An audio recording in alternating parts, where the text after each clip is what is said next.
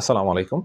Private medical কলেজে সরকারি খরচে পড়াশোনার ক্ষেত্রে যে দরিদ্র মেধাবী কোটা আছে, সেই কোটা নিয়ে কিছুটা আলোচনা করব এই ভিডিওতে। তো প্রাইভেট মেডিকেল কলেজ এবং প্রাইভেট ডেন্টাল কলেজগুলোতে 5% সিট থাকে হচ্ছে দরিদ্র ও মেধাবীদের জন্য, এবং এটা হচ্ছে দরিদ্র ও মেধাবী কোটা নামে পরিচিত। তো এই সিটের জন্য যারা সিলেক্টেড হয় তাদের ক্ষেত্রে খরচ আসলে কেমন? খরচ হলো একদম সরকারি মেডিকেল কলেজের মতোই খরচ। অর্থাৎ প্রাইভেট মেডিকেল কলেজের ভর্তির ক্ষেত্রে যে একটা ডেভেলপমেন্ট ফি দেয়া লাগে, গত বছরের সার্কুলার অনুযায়ী 21 লাখ প্লাস কিছু ছিল, সামথিং 21 লাখ সামথিং, এবং প্রতি মাসের যে বেতন আছে সেই বেতন যেমন প্রায় মেডিকেল কলেজ ভেদে 10 থেকে 11,000 এরকম টাইপের বেতন হয়, সাথে কিছু চার্জ যুক্ত থাকে মেডিকেল কলেজ ভেদে। তো মোটামুটি ডেভেলপমেন্ট ফি 21 লাখের উপরে, আর মাসিক বেতন দেয়া লাগে টোটাল 5 বছরের 60 মাসের বেতন, এইভাবে আর কি হিসাব করে যেটা হয় সেটা। তো এই বিষয়গুলো নিয়ে এটা তো হচ্ছে যারা জেনারেলি প্রাইভেট মেডিকেলে ভর্তি হচ্ছে তাদের এই টাকাটা দেয়া লাগে, কিন্তু যারা হচ্ছে 5% এই সিটে ভর্তি হচ্ছে তাদের ক্ষেত্রে এই সব টাকাগুলো দেয়া লাগে না, একদম টোটালি ফ্রি অফ কস্ট। শুধুমাত্র ভর্তির ক্ষেত্রে সরকারি মেডিকেলে যেমন একদম পুরনো যে সরকারি মেডিকেল কলেজগুলো আছে সেখানে দেখা গেছে ভর্তির ক্ষেত্রে 10,000 টাকা খরচ হয়, আবার নতুন যে সরকারি মেডিকেল আছে সেখানে দেখা গেছে ভর্তির ক্ষেত্রে 40,000 50,000 টাকা খরচ হয়।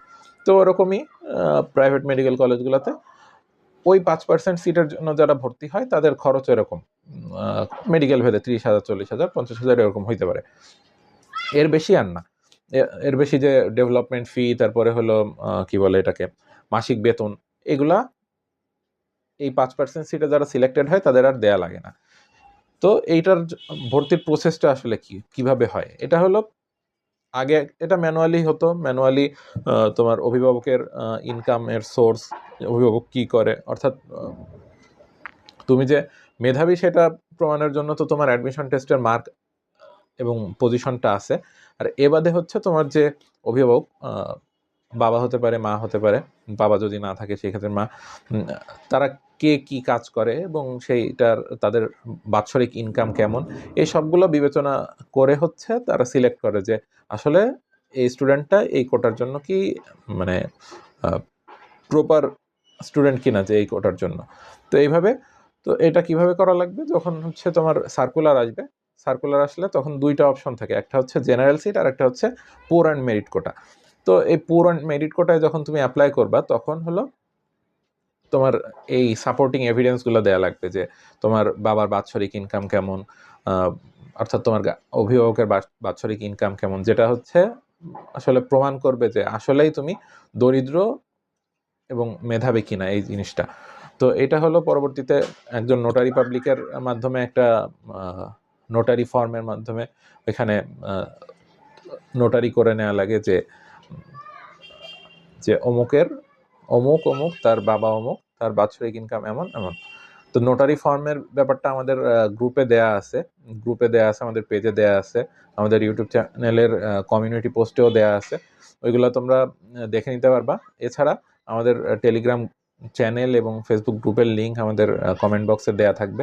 আমাদের ডেডিকেটেড মেডিকেল একাডেমি আছে, যেটা তার আলাদা চ্যানেল আছে, ইটোসেল মেডিকেল একাডেমি, সেটাতেও তোমরা জয়েন হতে পারো। সেটার যে ফেসবুক গ্রুপ টেলিগ্রাম চ্যানেল আছে সেখানে জয়েন হলে আমরা ইনশাল্লাহ পরবর্তী যে আপডেটগুলো আসবে সেগুলো সব টাইম টু টাইম জানিয়ে দেওয়ার চেষ্টা করব। তো এই ছিল ওভারঅল এই 5% কোটা নিয়ে আলোচনা। এবং আমাদের চ্যানেলে আগের যে ভিডিওটা আছে সেটা হচ্ছে যখন ম্যানুয়ালি এই আবেদনটা হতো সেই সময়ের ভিডিওটা। আমরা চেষ্টা করব খুব দ্রুতই এই অনলাইনে এই আবেদন চালু হওয়ার পরের যে প্রসিডিওরগুলো সেটা নিয়ে কোনো একজন স্টুডেন্টের সাথে একটা ইন্টারভিউ করতে, যেটা আসলে তোমাদের বুঝতে সুবিধা হবে যে আসলে এটা কিভাবে কি কাজ করে। মোটামুটি আমি মুখে তো বললামই এইভাবেই, কিন্তু একজনের সাথে আমি ইন্টারভিউ করলেও এটা তোমাদের জন্য, তোমাদের যে কোশ্চেনগুলো আমি তার মাধ্যমে তোমাদের জানাই দেওয়ার চেষ্টা করব। তো দেখা হবে ইনশাল্লাহ পরবর্তী ভিডিওতে। আসসালামু আলাইকুম।